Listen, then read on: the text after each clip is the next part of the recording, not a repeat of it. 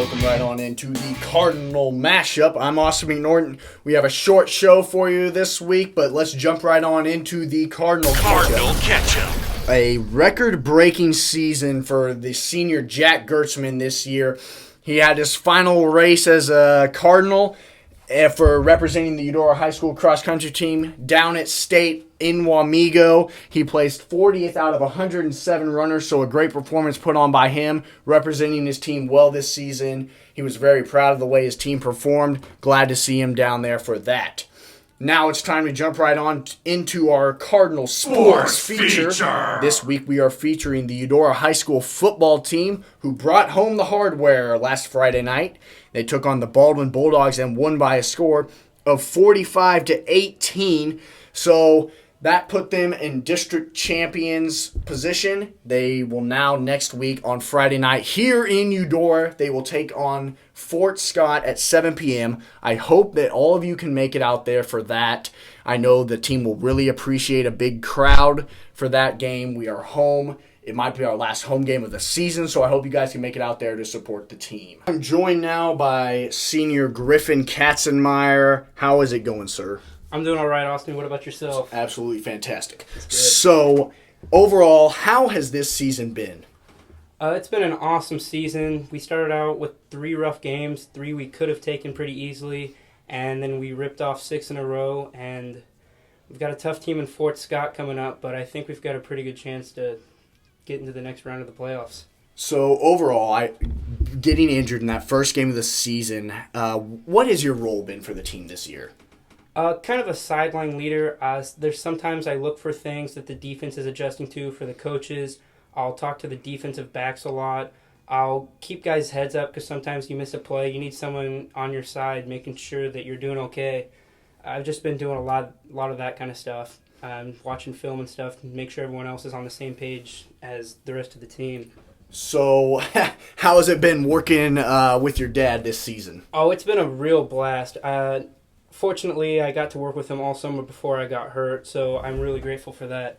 But it's been fun because he really is a good coach. Some people don't know that he was the Kansas City Coach of the Week last week for the state of Kansas, which is kind of a big deal. Big honor, yeah. Yeah, and it's just really cool watching him call the plays and just his football knowledge and how much it's rubbed off on me, and everything that he does a really good job. So now after being district champions, what are you looking for in the postseason headed to playing against Fort Scott here on Friday night? Fort Scott's a tough team. They've got some size on the offensive line.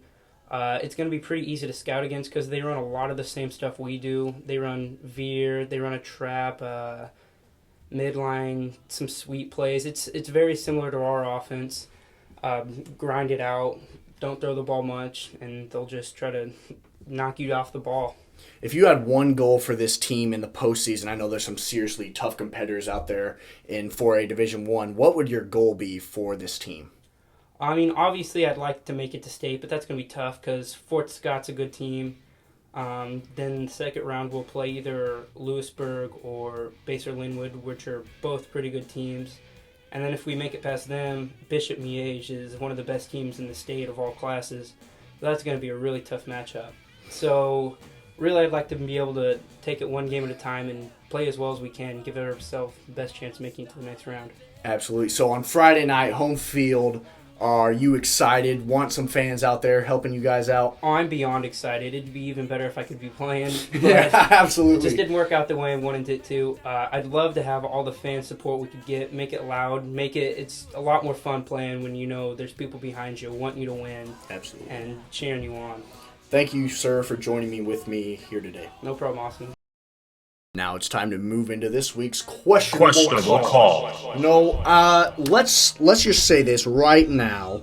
The Kansas City Royals are your 2015 World Series champions. Number one in the world. How about that?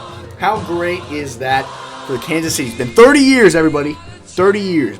That's before most of you out there were even born. So what an amazing accomplishment for this team after being 90 feet away last year, stranded on third base, that close, just that close. They had one goal this season. one goal, and that was to win the World Series. And ladies and gentlemen, they did that to the fullest. Absolutely amazing.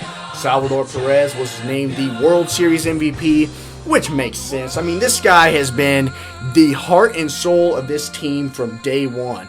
I've never seen him without a smile on his face out there. He's just a big kid out there. He's just trying to have fun, and he performs for his team when they need him the most. And we saw it throughout this series. What an incredible performance put on by him. The final water bucket was dumped on the manager, Ned Yost. What a season for this Kansas City team. I got a couple of stats here for you.